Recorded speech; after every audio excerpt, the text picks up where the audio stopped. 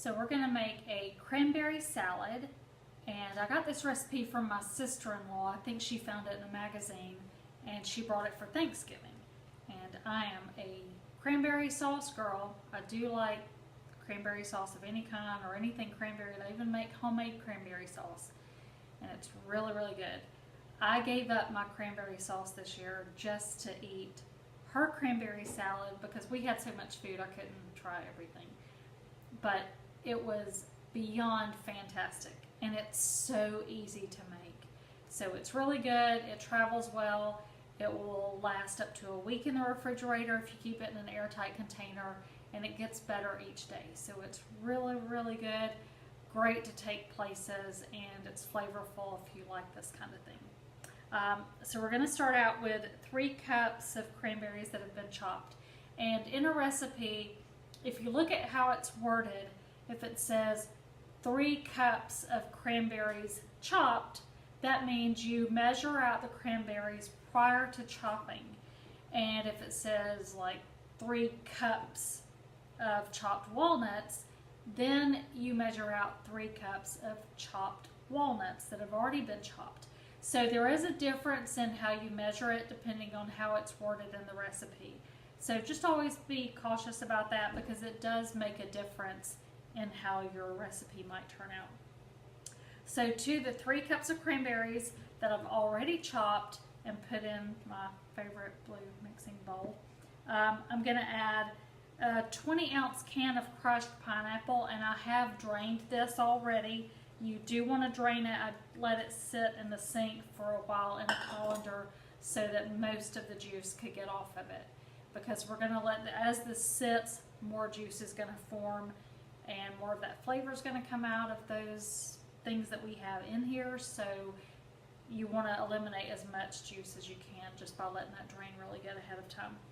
We're going to add 2 cups of mini marshmallows. Mine are stuck together because I had already, once you open the bag, they start to break down and kind of stick together. So that's why mine are sticking together. 1 red apple, a medium-sized red apple that I've chopped. And you can use any kind of red apple. I'm using a Honeycrisp apple because those are my favorite. I think my sister-in-law used a Fuji apple or a Gala apple one. So really, really good. Either way, any red apple is going to work for you. Then 2/3 cup of sugar and 1/8 of a teaspoon of salt. A spoon. You're going to stir all this together. Mix it up really well. Cover it and refrigerate it overnight. So it's going to get even more juice to it, and it's going to be more pink because of the cranberry that's chopped in here. That's going to start releasing more juices, and it's going to give it more of a pink color. Okay, so that's mixed up fairly well. I'm going to cover this, put it in the refrigerator, let it sit overnight. You could go ahead and make it and finish the recipe, but I think it's just going to make it that much better if we do what the recipe says and let it sit overnight before we add the whipped cream and the walnuts to it. Okay, well, I'll see y'all in the morning. So we're back after letting the cranberry mixture sit in the refrigerator covered overnight, and now we're going to add the whipped cream and the walnuts to it. So I've got 2 cups of heavy whipping cream, and you'll want to whip that on high with an electric mixer. If you've ever done egg whites, it's going to be the same. You want to beat it until stiff peaks form in your whipping cream.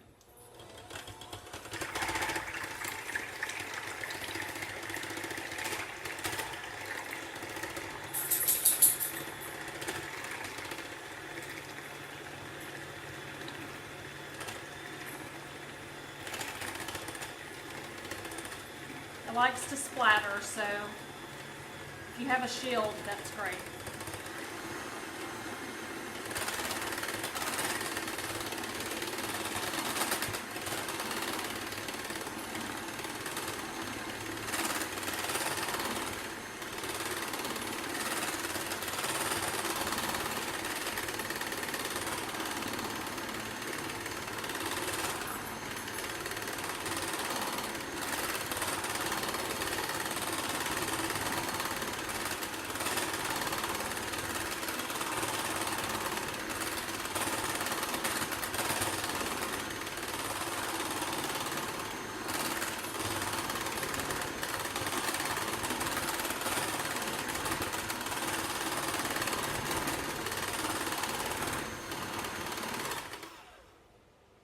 do want to keep checking and see if it started to form yet. It is thickening, but peaks aren't starting to form yet.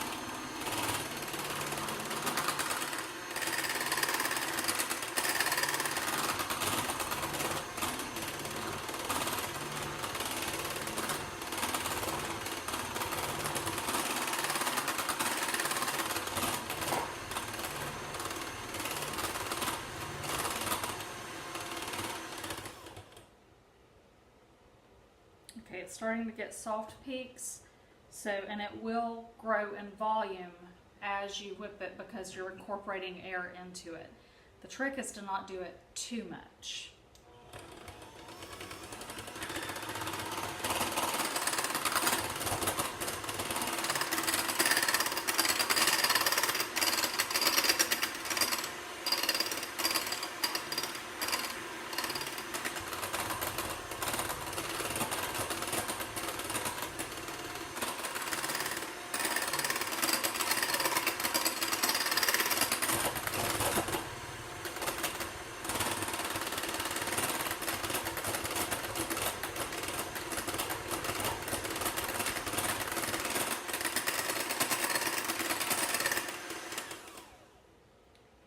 Okay, so when you're mixing it and you notice that it starts to hold its shape as the beaters pass through it, as the top of the beaters pass through it, that's when you know you're getting close. So we're almost there. It's starting to stand a little bit. Oh, you probably can't see that, but I'm going to show a better view if I can.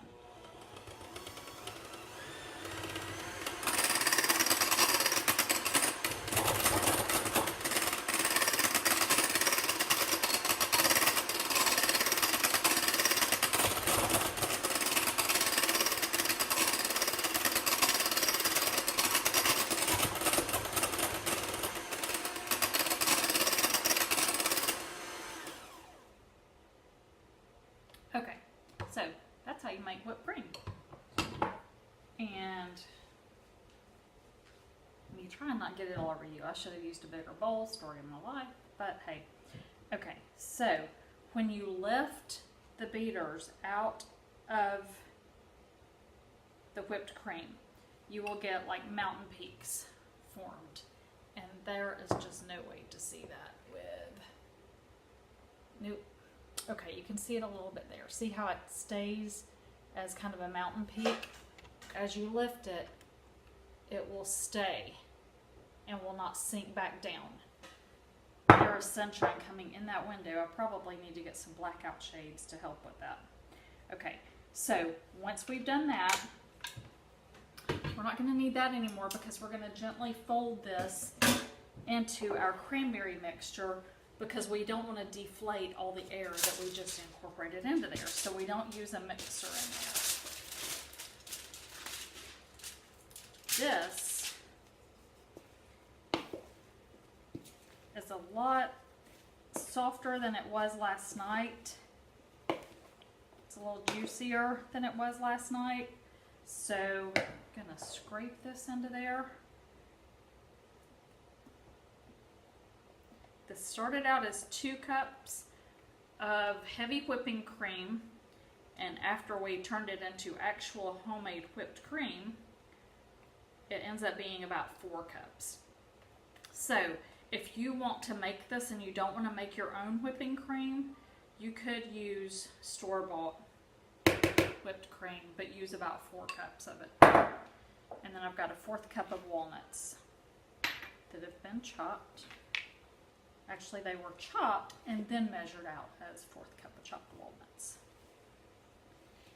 Okay, so you just gently fold this in. Your whipped cream is going to end up being fairly pink when you're done because of the cranberries and the juice that's come out of the cranberries. And I'm telling you, this stuff is so good. If you've ever had the pistachio salad, the green stuff that's got the marshmallows and the nuts in it, sometimes made out of jello pudding, this is similar but a whole lot better. And we're almost there.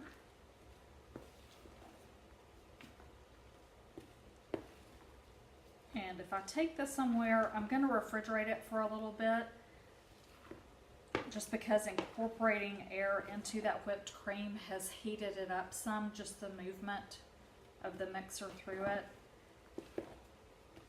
Movement causes heat, so it needs to be refrigerated. Again, make sure I scrape the bottom and get all that mixed in really good. But if I take it somewhere, I may take it in a bowl like this, but then I'm going to take a pretty bowl to pour it into when I get there, because sometimes those pretty bowls just don't travel well. So I do have a crystal bowl that I will pour it into.